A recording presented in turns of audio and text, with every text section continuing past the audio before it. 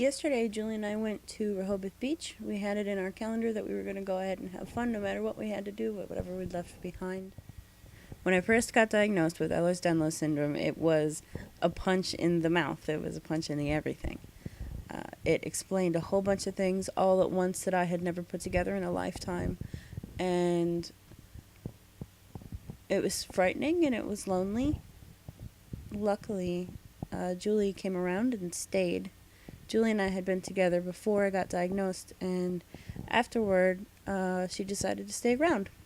A lot of people who have Ehlers-Danlos Syndrome seem to take it on themselves, and they want to be able to handle it. It seems like we're all very independent people. We want to say, no, I can do this, thank you so much, but really I think a lot of what it comes down to is being ashamed to ask for help and to accept help. The reason is we see other people doing these things that we can't do, and they do them effortlessly. They don't have to worry about injury. They're not afraid of it. They're not thinking about it. They're not remembering previous injuries. They're just kind of living, and it seems a little unfair sometimes. When I got diagnosed with Ehlers-Danlos Syndrome, and I brought it up to Julie, Julie stuck around and decided, well, if I love you, then I'm going to stay with you through this. And it's just one more thing, and we'll get through it. And, of course, I was all, I'm never going to work again. I'm not going to worth anything. And once I got over that, I kind of put together a plan for how I'm going to get through it. And it was an 8-month plan involving I'm going to read an anatomy book and learn everything that I need to know. I'm going to sit down with a physical therapist and learn about range of motion. I'm going to learn about the safe way to get up and down the stairs. I identified all my main problems, dropping things. I worked with an occupational therapist to understand how the hand works, opening doors, turning doorknobs that make my thumbs pop, any number of things. So I ended up taking tons and tons of notes for about 8 months, and I got it down. When I sit up, how to constrain the back muscles, what the 3 different muscle groups are for the lower back, what it means to keep your hips level when you walk, everything I had to learn to do again. Getting up from a chair, everything. So it was very overwhelming.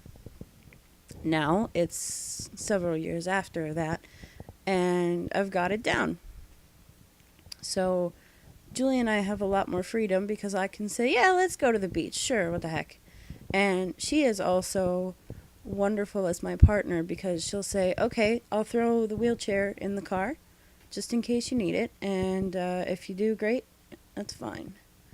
So anytime we go anywhere for the first time, we scope it out for accessibility first, just in case something does happen.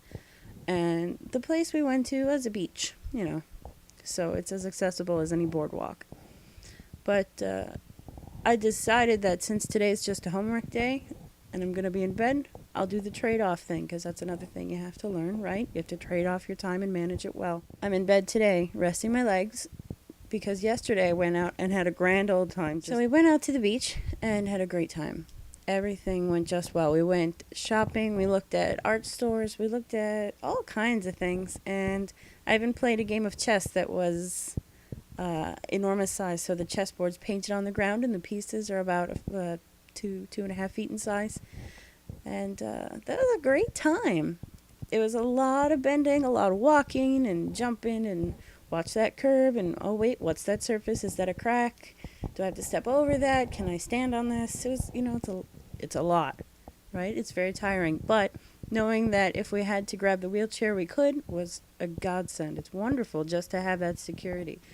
And those who are ashamed of using a wheelchair when you need it ought not be, because in my opinion, they ought not be ashamed to use a wheelchair because, first of all, you're not stuck in it forever, so it's not that bad. Second of all, if somebody wants you there with them and they're willing to push your chair for that, be appreciative of what they're giving you, not mad that they have to offer it. The other thing to know is that if you have a wheelchair and you throw it in the car and give it your best shot, that's worth everything, and there's nothing to be ashamed of. At least you went. So It's a lot to learn, to sit down and get used to having EDS, getting used to the stigma of it, all the braces that people see on you all the time, having to explain it. And, you've got your 1 minute explanation, you've got your 5 minutes, and then you've got your let's sit down and have a talk about it talk. Learning to use the words that people need to know, learning to find ways to help people adapt, like saying, people do more with less. Even if people can't understand you, they can adapt to you and even participate in your life. So if they're around and people are saying, come do things with me, come be a part of my life, show up, because those are the people who are worth being around. Take care. And I'm not ready for this sort of thing, but I'm not gonna break, and I'm not gonna worry about it anymore. I'm not gonna bend, and I'm not gonna break. A friend assures me it's all or nothing. I am not worried, I am not overly concerned. My friend implores me for one time only, make an exception. I am not worried this time.